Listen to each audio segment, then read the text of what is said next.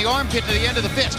Cotto weighed in at 153.6, below the junior middleweight limit. Gil, as you saw, made 157. But overnight, he has rehydrated dramatically.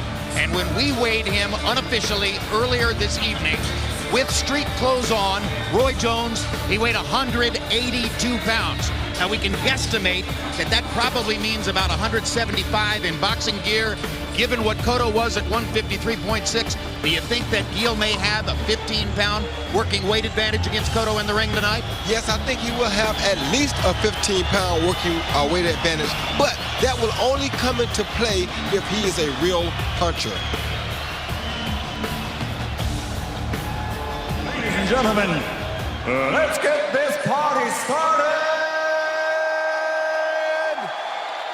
Coming to the ring at this time, here is the challenger from the land down under. Please welcome Daniel, Real Deal King.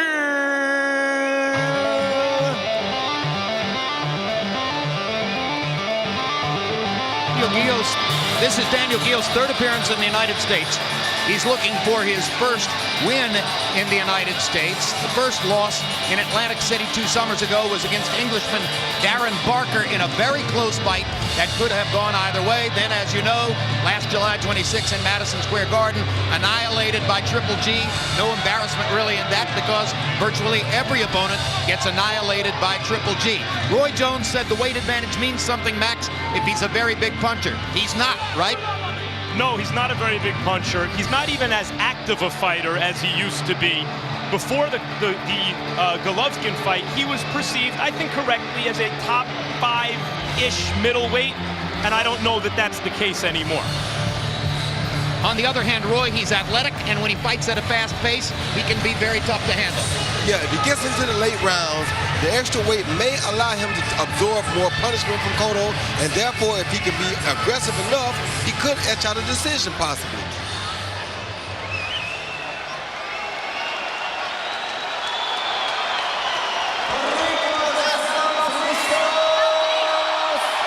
Now coming to the ring, the defending world champion from Caguas, Puerto Rico,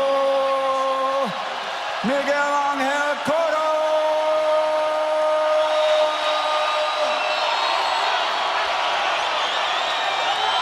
His hometown is Caguas, Puerto Rico, but his home court as a boxer is New York City. Max Kellerman, he's won 10 of his 11 fights here in New York City, and though there may not be as heavy a representation of Puerto Rican fans here in Brooklyn, as is the case normally across the river in Manhattan, this is obviously a Miguel Cotto crowd. It's not just that he's fought so many times, or even high-profile fights in New York. It's the kind of fights he's had against Paulie Malignaggi, against Zab Judah. These exciting, action-packed wins against top fighters, New York fighters, that people have been talking about and will be talking about for years.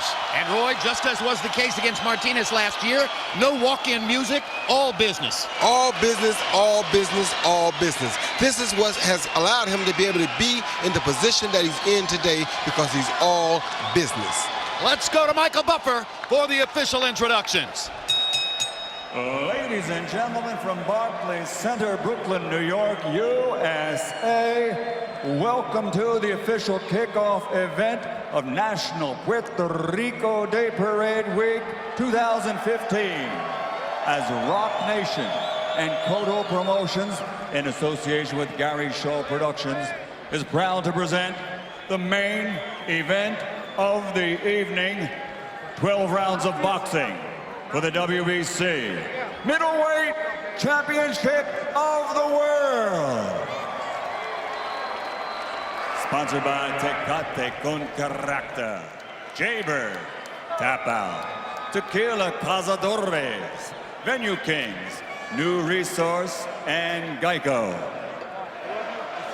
This contest is sanctioned by the New York State Athletic Commission, Chairperson Melvina Lathan, Executive Director David Berlin, and the World Boxing Council President Mauricio Suleiman, Supervisor Jill Diamond. The 3 judges at ringside scoring, should this contest go the distance, will be Stanley Cristodulo, Anik Hangtongkan, and Steve Weisfeld. And inside the ring, in charge of the action at the bell, your referee in charge, World Championship veteran Harvey Dock. And now, the officials are ready, the fighters are in the ring, and they are ready. Boxing fans, Aussies, Boricuas, are you ready? For the thousands in attendance and the millions watching around the world, ladies and gentlemen, let's get ready to rumble!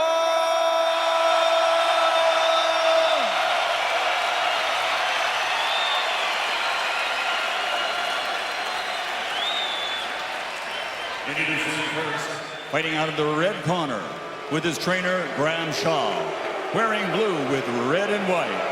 Official weight, 157 pounds. As a professional, his record stands at 31 victories, including 16 wins by knockout with 3 defeats.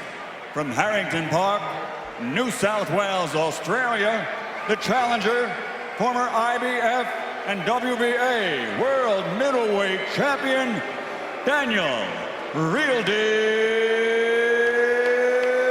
Gill.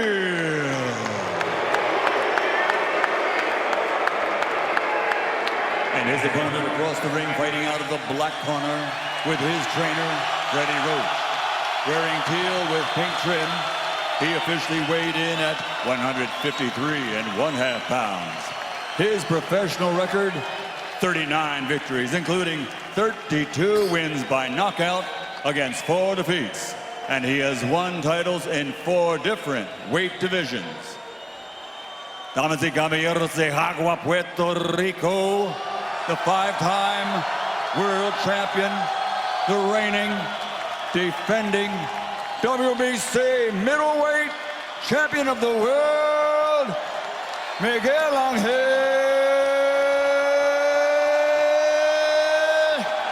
Cotto.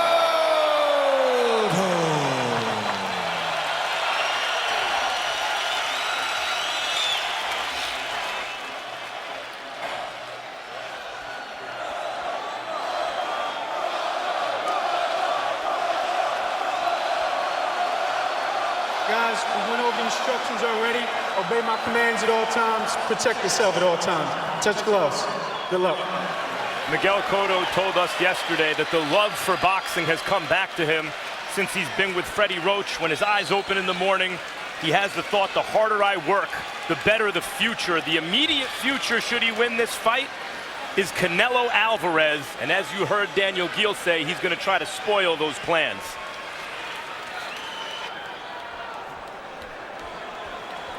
Alvarez looked sensational just a few weeks ago against James Kirkland. So there's a prelude to what takes place tonight.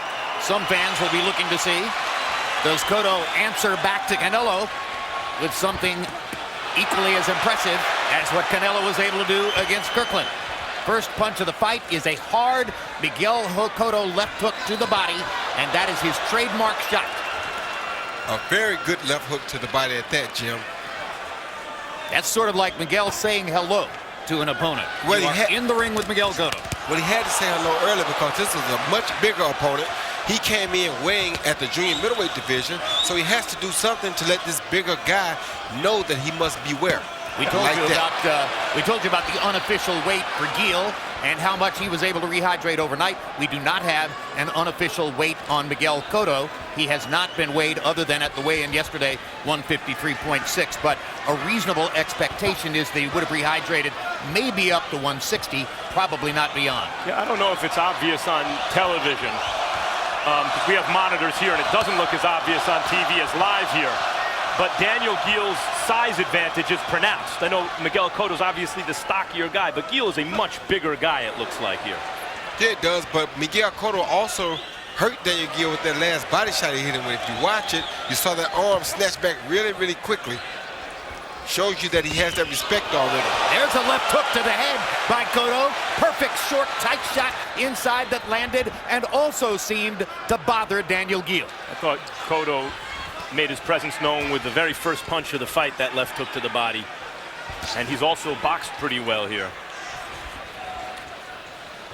Cotto moving well on his feet. Lands another left hook, and Daniel Miguel isn't going to be able to stop Miguel Cotto from landing left hooks. He will not have a chance to win the fight. No, but he just landed a pretty good left hook of his own.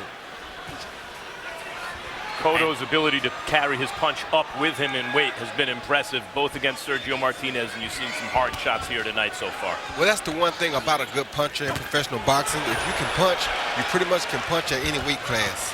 Cotto landed another left hook inside. Miguel's going to have to find a way to try to stop or elude Cotto's left hook. He's getting hit with too many of them here in the first round. Getting outboxed from the outside by the shorter fighter is not a good look for Miguel early.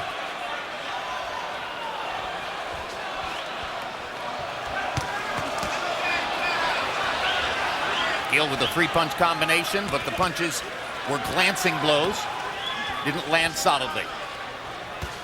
And those body shots are already making Miguel keep his hands at home more than he really wants to, because he can't afford to give up the left hook to the body. And Cotto, as Miguel favors his body, trying to stop that left hook downstairs, Cotto's landing jabs upstairs.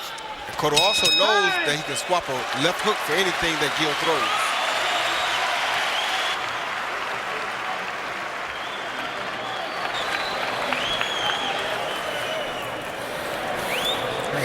Good job, little brother.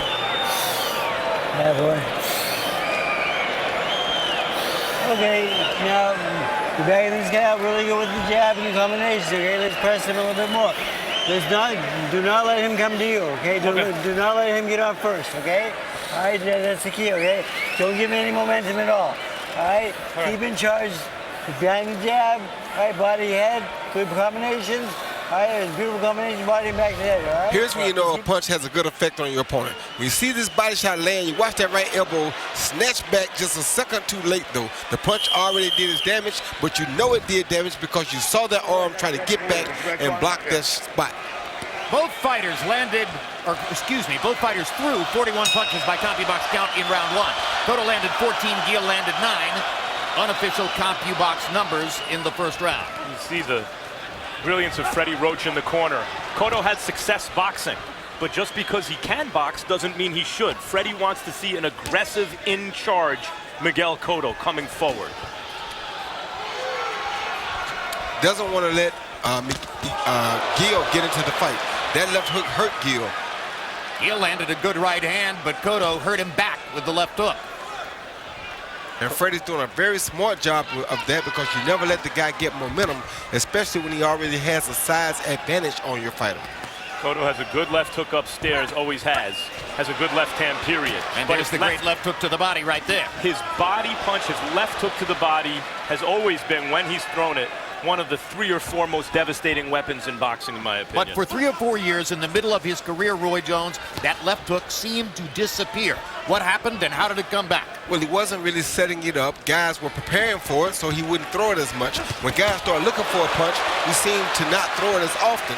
Freddie Roach came and said, look, if you're going to be the best Miguel Cotto, you have to use your best weapons, which are your left hook to the head and your left hook to the body. So he brought it back. And he stopped Miguel's momentum there with a jab. While Roy was speaking early in that sequence, you saw Cotto land another left hook to the body. So the money punch is back in a very big way for Miguel Cotto, as it was against Sergio Martinez, as it was against Delvin Rodriguez. That was obviously priority one for Freddie Roach, to put the left hook back into the arsenal. Miguel touches the canvas with a glove, and referee Harvey Dock rules it not a knockdown.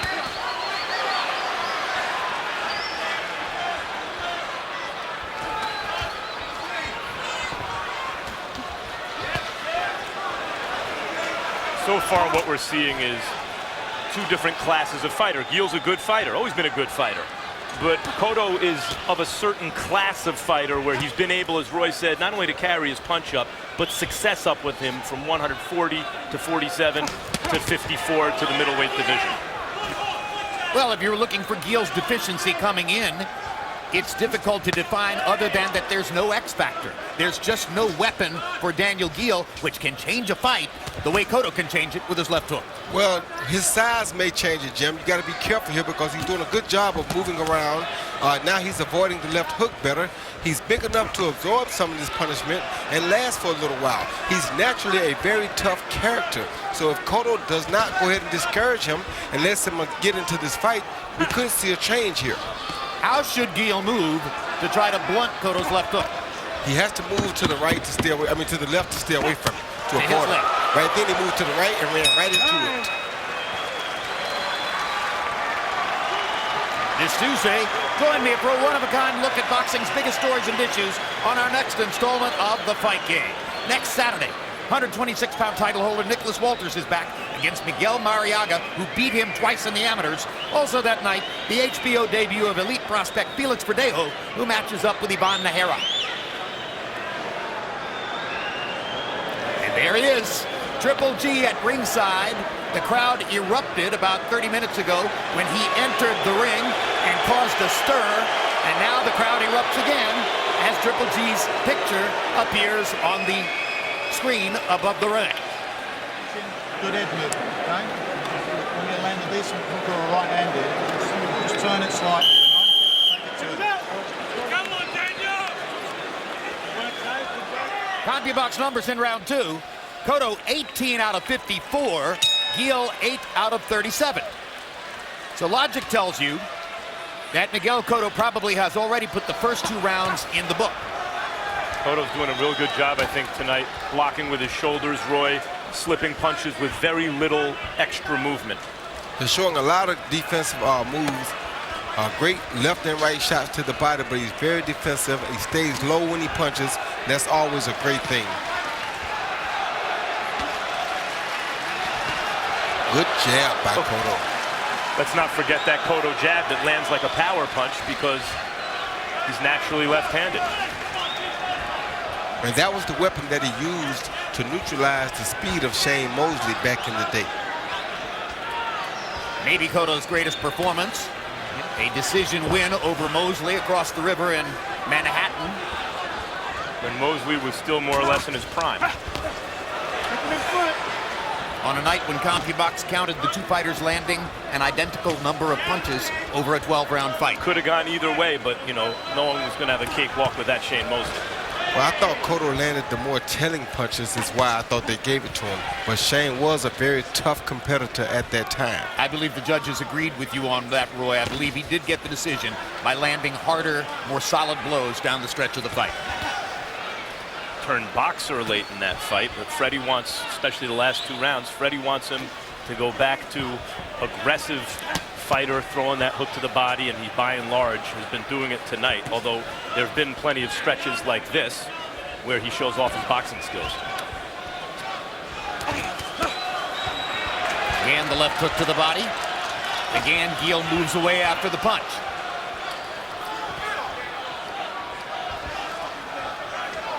But Miguel has not proven yet that he really can hurt Cotto with one punch. So Cotto can do what he wants to do right now. He's still in a very comfortable envelope as he proceeds in this fight. Hard left hook to the body by Cotto. Miguel continuing to move to the right from time to time and put himself in a position for Cotto to land that left-hand shot. And he constantly lands it to the head and to the body. It's just the amount of work he now puts into the body. Precise body shots. He's putting the money in the bank from round one. And so those shots have a cumulative effect because it's 10, 12 shots hard with both hands to the body every round. Left and right hand, like you said, Max. He just ran into a good overhand right there, though. That's been Miguel's best punch so far, is that right hand. Moments ago, you saw the CompuBox number on the fly at the bottom of the screen, demonstrating that Cotto has now doubled Miguel in terms of landed punches. Knocks Miguel back into the ropes for the right hand. Fires the left hook to the body again.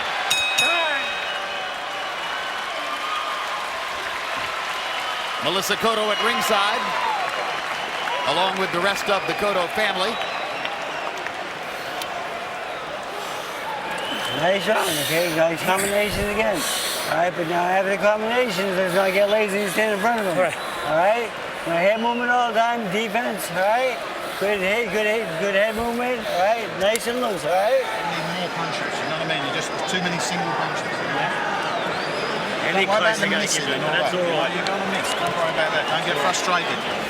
Okay? Nice and tight. All right? Yeah. You win this fight. Be a little more aggressive, throw some more punches, throw them in combinations. When you hit, don't be happy with one. Let your hands, and don't go one, have a look, go for the second one. You've got to let them go. Yeah, that's right. Gill listening intently to trainer Graham Shaw. Graham Shaw, I think, trying to relax Gill, speaking in a measured tone. You can win this thing. Hasn't seemed to be in position to win a round so far. Harold, how do you have it through 3? I agree with you, Jim. 3-0, 30-27, Miguel Cotto. You know, Jim, I love the way Miguel Cotto circles and sets up that left hook. I mean, we see the left hook. We're talking about the left hooks. Let's talk about the way he moves. I mean, he's using that ring beautifully. Circles to the left. Doesn't go back to the right too often, but he circles to the left, sets it up, then he moves inside, and bam, he throws that left hook. Really using the ring nicely. There it is. Down goes Gill on a solid left-hand shot. 7, 8, 9. All right? You okay?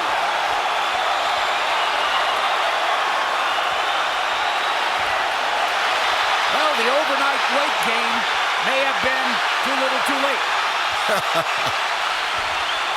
That was just a beautifully landed left hook, Jim. Just sensational.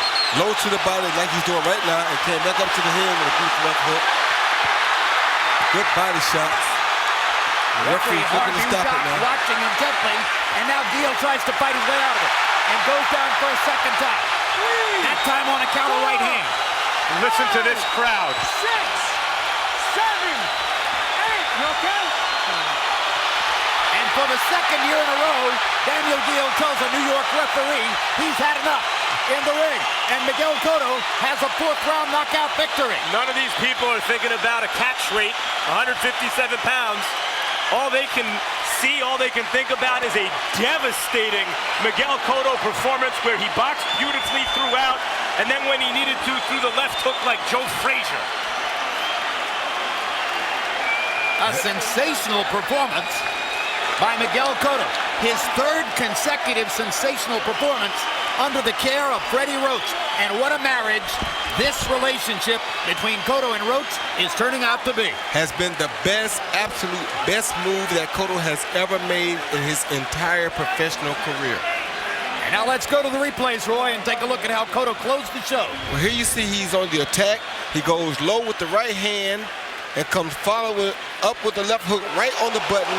If he hits anybody with a hook that clean, they're bound to go down. This is not a wrap, but if he hits you with a hook that clean, you're bound to go down. That is his money punch right on the button. And one of the great money punches in boxing. I mean, if you were to list the 5 biggest weapons in boxing, Miguel Cotto's left hook has to be on that list. Yes, it does. It has to be on the list. Came back doing great body work here. Another good left hook to the head that he missed. But what's most impressive to me is that he also got a knockdown or scored a knockdown with the right hand during this time. Well, this is when Gill decided he had to fight back. And there's the right hand right there. Cotto landed that counter right amid a Gill combination, and boom. That shows you a whole lot about Cotto, shows you punching power in both hands, and that's a devastating thing to see in any good or great world champion. A tremendous 4th-round knockout performance by Miguel Cotto. And there's the family celebrating in the front row at ringside. Miguel's mother reaching out to his brother, Jose, and there's the celebration by Cotto. Ring announcer Michael Buffer stands by with the particulars on the knockout. Ladies and gentlemen, referee Harvey Dock has to step in following the 2nd knockdown in round number 4. The end comes at 1 minute, 28 seconds of that round. The winner by TKO victory, victory number 40, knockout number 33, still the WBC middleweight champion of the world, Tejanos, Puerto Rico, Miguel.